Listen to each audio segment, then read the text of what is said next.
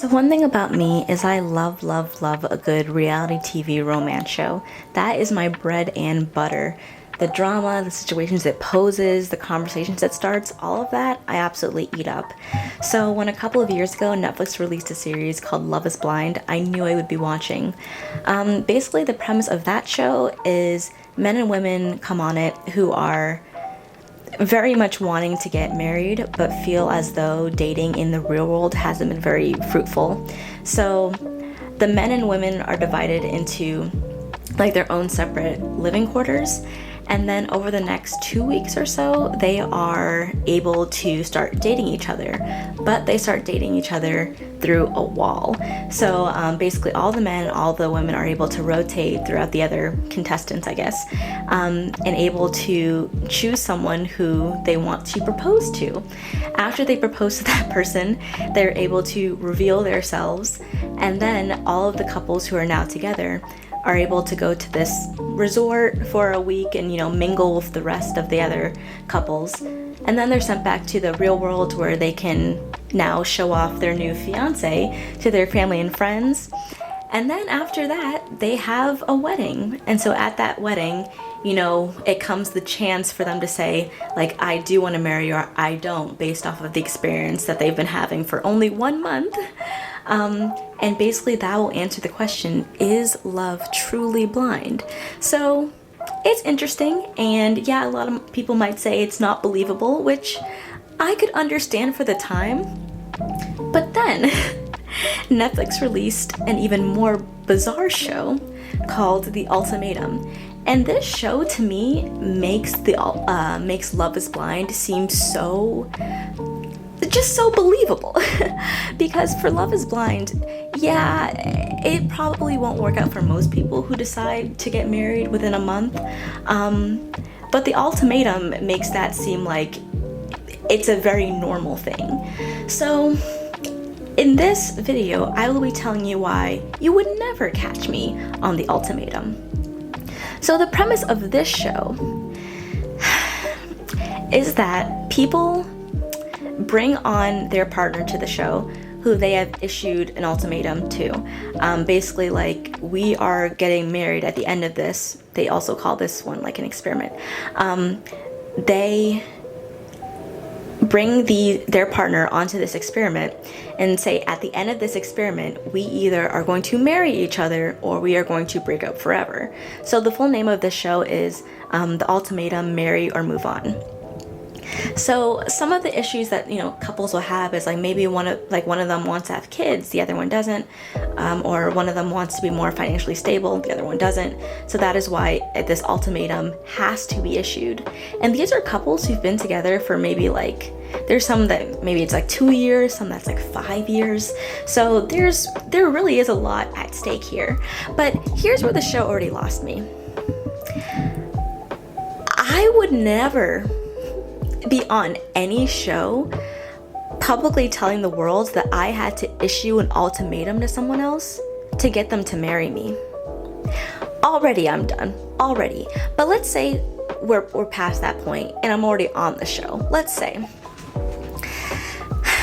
after they introduce all of the couples who are on the show and tell you who issued the ultimatum and who is going to be responding to that ultimatum, the couples all break up on the first day of this experiment.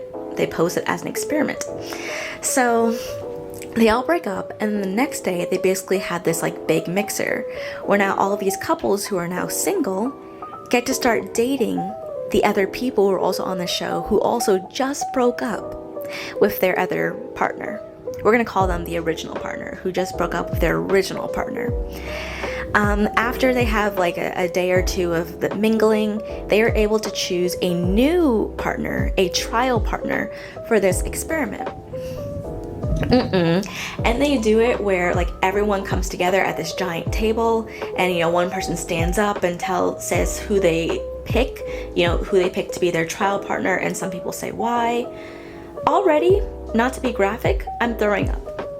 You're telling me I'm watching my partner, who maybe I was dating for 3 years, choose who else they want to date, and I think this is over the course of 2 weeks. I'm throwing up. No, No, okay? But after they pick their partner, their trial partner, they move in with that person and they live with their trial partner for the duration of the 2 weeks. And during those 2 weeks they can go on dates, they're kissing, they're holding hands, in some cases doing more things. And it's like, I just can't even imagine, because then I'm even thinking to even before we get on the show, and let's say I issued an ultimatum towards someone else, they said yes. They said yes to dating someone else. They said, that could be a good idea for us. No, because even in private, me issuing an ultimatum saying, basically having the other person thinking that I'm forcing their hand to marry me, in private, I'm already embarrassed for myself. You're saying I went on national TV saying that this person won't marry me, and then basically allowing them to date someone else to see if what I'm worthy enough to marry? No. After this 2-week trial period, and the way they say it's an experiment because it's supposed to be you're in a trial marriage with this new person, and basically it's supposed to see, 1, if you're ready for marriage, and 2, if you want to be with your original partner, if you really want to be with them. But after those 2 weeks have passed, everyone goes back to their original partner, and they're supposed to see the contrast of that. I'm throwing up again. Let's say I'm back with my original partner, and let's say my original partner's trial partner was Brittany. If I'm talking to my partner about something and they go, well, Brittany said, so she's weighing on your mind. Absolutely not. This show loses me at every single... Okay, so after everything is back to normal, then, they have a mixer again where you can basically see everybody again. Everyone's together, which is already very messy, because even before, even in those 2 weeks when you're with your trial partner, they would have little mixers too, but it would just be the guys with the guys and the girls with the girls. And some of those girls would be messy, and they'd be talking about how much they love their trial partner, and how he was holding their hands and things like that. But they're saying this in front of the guy's original partner. They're saying it to the girl's face. And the thing is, I've been thinking about it. I don't want to say these people are stronger than I could be, because I don't even think it's strength.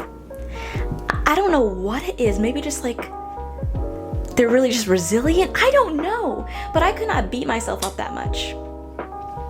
But no, because I feel my time spent with my original partner now, it's just me thinking about what could have been happening, and not even behind my back, because I let it happen, okay? And then after, they have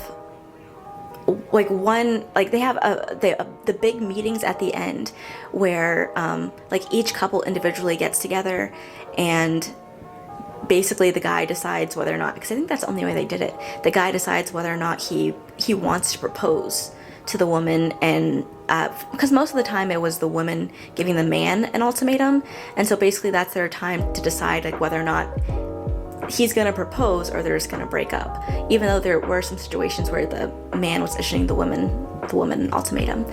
But let's say I say yes. Let's say that even though if I issue my partner the ultimatum and he decides to propose to me, so now we're engaged, everything's cool. But then the show airs, and I see how touchy, how handsy, how lovey-dovey my partner was with someone else. And let's say let's say that before the ultimatum even started, I said, no kissing. Just no kissing, something simple, okay, no kissing. And then, or I said, you can only kiss once. Let me catch them kissing twice on that show. Just even little things, because I don't know how I could let that go. Because not only did I see how lovey you were with that other girl, but my whole family sees. I told my family I was going on this show, and now they're seeing, my friends see that. That's embarrassing. That's embarrassing. So like all the times I would throw up even having to issue the ultimatum. I'd throw up when they said yes. I'd throw up when they'd pick another person to date. I'd throw up when I'm like imagining what they're doing while they're dating. I'm throwing up when the person comes back. Like every step of the way would be so physically unpleasant for me. And this show is just insane. And I know people have talked about how insane it is, but like when you really think about it, who are these people going on this show? And that's why it literally makes Love is Blind just seem so tame. Like, yeah, I mean, I could get married with someone within a month. Like, I mean, you know, like we could talk and it's like, you know, it doesn't really matter what they look like as long as they you know, they love me, and like, okay, that's cute, that's sweet, you know? A lot of those couples who are on Love is Blind, well, I don't know if a lot, maybe like half or like a little less than half who chose to get married are still married now. So, you know, hey, maybe it works because it's been like 5 years or so since that show like aired. You know, it's been a while. But with the Ultimatum, there's a lot of couples who, even if they did get married, even if they're still married today, I don't like it. Like it's not like satisfying, because you see a lot of their like real issues that cannot be solved by doing this experiment. So it's like sad too, because like it's just like I don't know how you could do it realistically. But that's the end of my long, I guess, rant. I haven't seen the Ultimatum season 2 yet, so maybe I'll even have more thoughts about it. I'm sure I will, because it's still entertaining overall. It's just like, again, who are these people who would go on a show like this? Yeah, but please like, comment, subscribe, and I'll see you in the next one. Bye.